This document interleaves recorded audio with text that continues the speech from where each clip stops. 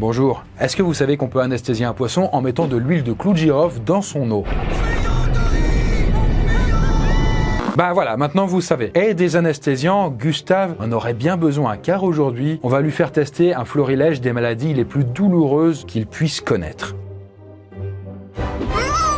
Pourquoi il est attaché? Qu'est-ce qu'il dit? Alors là, il dit qu'il est attendez, ouais.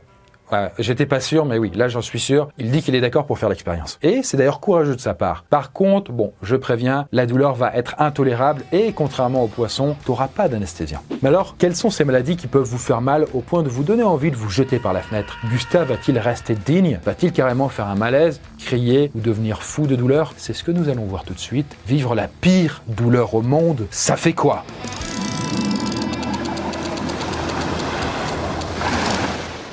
Bon, je dois vous avouer qu'il y a un petit problème. Il n'existe pas de classement officiel des douleurs les plus atroces. Car, voyez-vous, c'est un petit peu subjectif, quoi. Mais malgré tout, quand on demande à plein de gens quelles ont été leurs pires douleurs, eh bien c'est souvent les mêmes réponses qui reviennent. Parce qu'il y a quand même des maladies qui sont certifiées ultra douloureuses, et c'est celle qu'on a choisie affectueusement pour Gustave.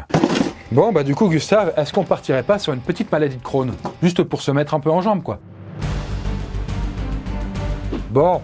Du coup, depuis qu'on a donné la maladie de Crohn à Gustave, on dirait déjà qu'il a plus beaucoup d'appétit. Là, il ne mange plus ce qu'on lui prépare. Gustave, t'es au régime? T'es en sèche? Non, en fait, je crois juste qu'il a extrêmement mal au ventre. Et la maladie de Crohn se traduit aussi par des diarrhées généreuses. Ouais, le terme est un peu particulier, mais voilà. En tout cas, elles sont parfois sanglantes. Et en l'occurrence, c'est le cas de Gustave. Déjà qu'une diarrhée standard peut parfois faire très mal, donc là, je vous laisse imaginer les sensations de la maladie de Crohn. On se dit, mais les gens peuvent pas comprendre ce qu'on a. C'est des douleurs tellement intenses qu'elles sont difficilement comparables. Mon corps, c'est une prison avec des douleurs permanentes.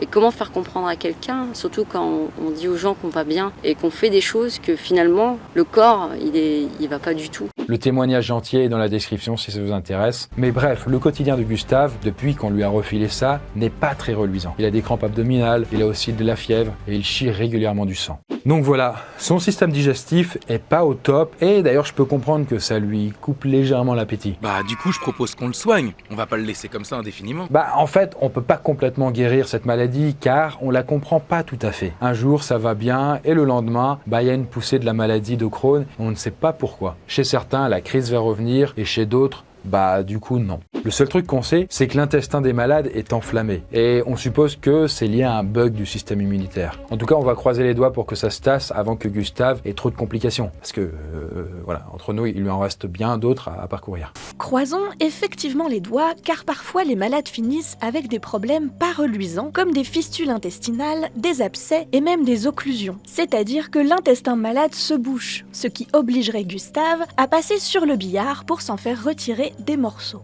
Bref, une maladie qui peut gâcher la vie et qui mérite clairement sa place dans les maladies les plus douloureuses. Ouais, c'est pas faux. Et j'en profite que Gustave soit en train de se vider pour vous parler de Rage of Destiny. C'est notre sponsor. En ce moment, il y a un super concours. En gros, plus vous développez votre team et vos compétences, plus vous gagnez des points de puissance. Avec à la clé des super cadeaux, genre l'iPhone 13 ou même des cartes cadeaux Amazon d'une valeur de 100 €. Enfin, en tout cas, pour participer et peut-être gagner, faut passer par le lien en description. Et accessoirement, ça permet de télécharger le jeu, quoi. Et le jeu en lui-même, on en parle?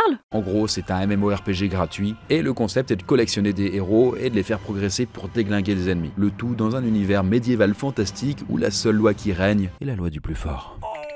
Quoi? Qu'est-ce qu'il dit, Gustave? Il dit rien, t'inquiète. Mais continue, ça commence à m'intéresser. Ouais, et tu peux choisir un perso en fonction de tes délires. Genre, si t'es plutôt gros bourrin, tu peux partir sur un héros barbare, ou si tu fais plusieurs la dentelle, il y a aussi un petit elfe tout mignon. En bref, tu peux choisir jusqu'à 6 classes différentes. Incroyable. Et je précise, c'est un jeu où vous n'êtes pas obligé de jouer tout le temps pour progresser, parce que même quand vous êtes hors ligne, vos personnages prennent du level. Ils sont un petit peu payés à l'ancienneté, quoi. D'ailleurs, en parlant de ça, Chris, nos primes d'ancienneté, elles arrivent quand? Oui, c'est prévu. C'est prévu. Et en ce moment, recevez 200 € de cadeaux dans le jeu en passant par le lien en description. Donc je sais pas ce que vous avez prévu cette semaine, mais avec cet event qui dure 14 jours, vous allez pouvoir vous éclater comme il faut. Bon, je propose qu'on retourne voir Gustave, parce que j'ai l'impression que ma présence lui manque. Mais oui, c'est clair. Et d'ailleurs, une des complications de la maladie de Crohn, c'est de finir avec des calculs rénaux. Et ça tombe bien, parce que c'est également un des problèmes les plus douloureux qu'un humain puisse connaître. Du coup, je vous propose de poursuivre notre petit périple de la douleur avec des cailloux dans les petits reins de Gustave. Alors c'est parti pour les calculs rénaux. Bonjour. Qu'est-ce qu'il y a là-dedans? Crème solaire, intéressant. Très utile ça. Qu'est-ce que c'est que ça? Bref, pardon, c'est parti pour les calculs rénaux. Parce que oui, je vous rassure, on ne fait qu'une maladie à la fois. Parce qu'évidemment, entre-temps, on a guéri les intestins de Gustave. On va pas lui faire cumuler toutes les merdes. Mais alors, qu'est-ce que les calculs rénaux? Parce que le mot calcul, on a l'impression qu'on va faire des maths, mais pas du tout, pas du tout. En fait, ça veut dire avoir des cailloux dans les reins. Des cailloux? Mais comment c'est possible? Ça se fait tout seul chez certaines personnes. En fait, il y a des sels dans les urines qui se cristallisent. Alors, dans la plupart des cas, ça pose pas de problème, car le cristal est tout petit et on peut le pisser sans même s'en rendre compte. Mais parfois, cette petite caillasse cristallisée devient trop grosse pour être évacuée. Et là, c'est la colique, c'est la douleur. Aïe, aïe, aïe, aïe, aïe. Du coup, oui. Si Gustave a si mal, c'est parce qu'en fait, le caillou bouche la sortie des reins et l'urine s'accumule dedans. Ce qui fait gonfler, donc dilater certaines cavités dans le rein. Et c'est vraiment cette pression qui est insoutenable. Gustave cherche alors une position qui pourrait soulager sa douleur, mais en vain. En fait, les patients de colique se plaignent de douleurs très, très intenses dans le dos. Et Gustave a eu tellement mal qu'il en a même vomi. Heureusement, il existe une solution efficace qui consiste à dissoudre les cailloux à l'aide d'ultrasons. Et éventuellement, dans les cas les plus lourds, on doit opérer. Mais attends, dans le passé, quand on avait une médecine du Moyen-Âge, comment on faisait en cas de calcul? On faisait pas En fait, on pouvait mourir soit parce que le rein touché peut finir par dysfonctionner et s'infecter, soit parce qu'on tentait une opération qui pouvait se solder par une hémorragie. Mais bon, il y a aussi des fois où les opérations réussissaient, et même il y a plusieurs siècles de ça. C'était d'ailleurs une spécialité chirurgicale qui s'appelait la lithotomie. Et on peut dire que se faire opérer à l'époque n'était pas une partie de plaisir. Les résultats étaient très approximatifs et la douleur énorme puisque les premières anesthésies à l'éther ne sont arrivées qu'au 19e siècle. Alors certes, on pouvait faire boire les patients avant les opérations pour les calmer, mais l'expérience était quand même très pénible. En tout cas, les calculs rénaux concernent environ 10% de la population, ce qui est quand même énorme, Vous voyez, en France, il y en aurait plusieurs millions, Et globalement, il y a plein d'aliments qui favorisent les calculs, comme par exemple les asperges, les fruits secs, le café soluble, le vin, le chocolat, les fruits de mer, voilà. Bref, en fait, c'est difficile de suivre un régime anti-calcul, et ça peut potentiellement arriver à tout le monde. Heureusement, on vit quand même dans une époque où ça se soigne très bien. Mais en tout cas, si pour l'expérience vous ne le soignez pas, sachez que c'est une douleur absolument infernale. Bien, Gustave, j'espère que tu es prêt à goûter à une nouvelle variété de douleur. Ça va faire mal! Ça va faire mal! Là, ça sera très différent des précédentes, car tu vas ressentir une douleur très vive, comme si tu avais en fait des décharges électriques dans la joue. Et la maladie s'appelle la névralgie du trijumeau, et les patients la décrivent comme extrêmement violente. Ça apparaît tout soudain. C'est pas ce qui nous arrive en fait. C'est une énorme décharge électrique qui passe dans la moitié de la face. C'est très très violent. Vous voyez la petite échelle de la douleur quand le médecin vous demande d'évaluer votre douleur sur une échelle de 0 à 10. Sur une échelle, ça doit pas être pratique. Autant le faire sur une 16, non? Oui. Bref, les patients de cette névralgie sont nombreux à coter cette douleur à 10 sur 10. C'est-à-dire donc le summum de ce qu'ils peuvent imaginer en termes de souffrance. Et vu que c'est un trouble qui se traite très mal, il y a parfois des patients que ça mène à la dépression et parfois même jusqu'au suicide. En fait, les malades sont nombreux à avoir la sensation de se faire « Oh, il y en a un qui passe là. Pardon, je reprends. » En fait, du coup, les malades sont nombreux à avoir la sensation de se faire poignarder la joue ou même la mâchoire. Certains ont même mal jusque dans la... Il repasse, Certains ont même mal jusque dans la région des yeux. Et ils ont donc l'impression de se les faire crever, Ah, pauvre Gustave. Alors bon, du coup, la crise aiguë, comme il est en train d'avoir, ça dure normalement quelques minutes. Mais le souci, c'est que ça revient plusieurs fois par jour. Donc, il y a une usure psychologique énorme. Putain, mais dégage de là! Tu dégages! Sinon, je t'en colle une!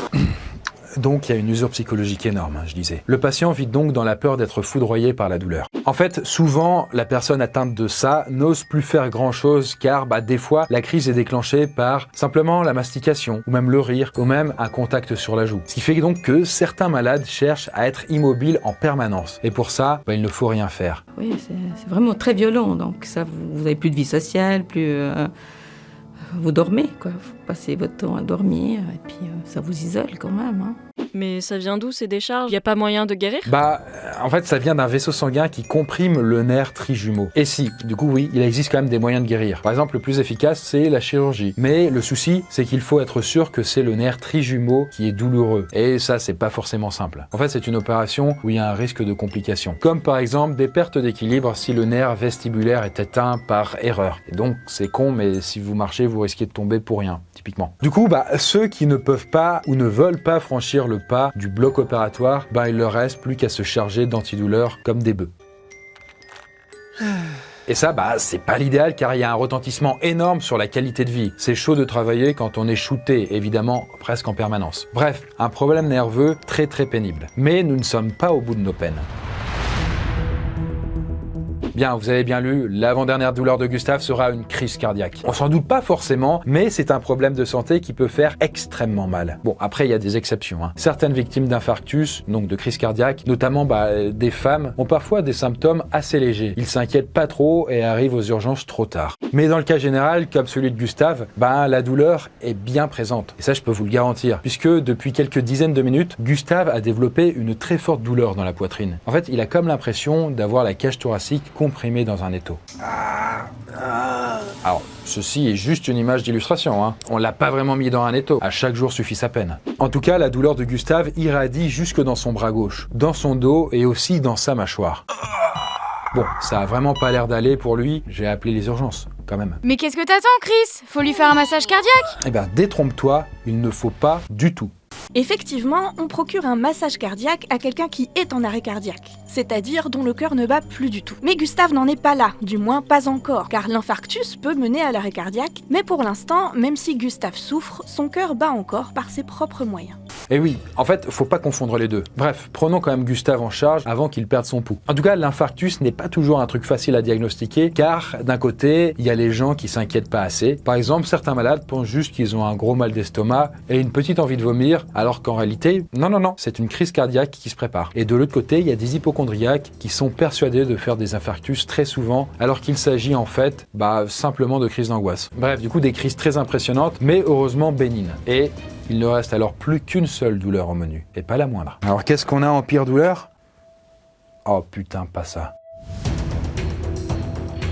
Non, la pire douleur, elle se cache derrière l'acronyme SDRC. Et ça veut dire syndrome douloureux régional complexe. Ah d'accord, je comprends toujours pas ce que c'est. Oui, c'est normal, c'est pas très populaire. Mais en gros, Gustave a des douleurs vives et diffuses dans son bras. Et c'est particulièrement prononcé la nuit. C'est aussi accompagné d'une sensation brûlante, toujours dans le même membre. Bref, un truc très dur à supporter. Parfois, la douleur se calme, mais il suffit de caresser ou d'effleurer son bras pour qu'elle se ravive. Et parfois le syndrome douloureux départemental complexe. C'est régional. Du coup, ce syndrome provoque même une transpiration excessive, voire des pertes de cheveux. Bref, du coup, pas mal de symptômes qui ont a priori rien à voir ensemble. Eh bien, d'où ça vient? Eh bien, souvent, le SDRC se manifeste après un traumatisme divers. Ça peut être une fracture, une amputation, un écrasement, parce que tu te fais rouler sur le pied, ou même un infarctus. Comme Gustave. Bon, tous ces traumatismes sont douloureux et c'est normal. Mais parfois, la douleur revient après la guérison et peut torturer le patient pendant des années. Et c'est ça qu'on appelle du coup le SDRC. Des fois, ça s'en va tout seul, des fois, ça revient. C'est assez curieux, quoi. Ça s'en va et ça revient. Mais c'est vraiment la pire douleur du monde? C'est globalement très dur de savoir quelle est la pire des pires douleurs au monde. Mais d'après un indice de douleur développé par l'université de McGill, le SDRC est une des pathologies les plus douloureuses, oui. Et ce, en partie à cause de son caractère chronique. C'est une douleur persistante qui perturbe souvent le sommeil, qui peut rendre dépressif et ruiner la vie de certains malades. Dans les cas les plus sévères, ça peut être même l'enfer. Et ouais, faut prendre en compte la dimension psychologique de la douleur, même si la SDRC finit par passer parfois toute seule. Gustave ne sait pas si sa pénitence va encore durer 6 mois, 2 ans, 20 ans. Bref, c'est désespérant, ça rend à cran, quoi. Du coup, le quotidien de Gustave serait rempli d'incertitudes, de douleurs, d'antidépresseurs et de consultations sans résultat. Donc voilà, on espère que Gustave ne va pas faire de bêtises. Mais heureusement, il y a seulement une personne sur 10 000 qui vivra ça. Et désolé mesdames, mais ça vous touche 3 fois plus souvent que les hommes. N'empêche que bon, Gustave est quand même resté digne. Et il a globalement encaissé toutes ces douleurs sans pleurer et sans faire de malaise.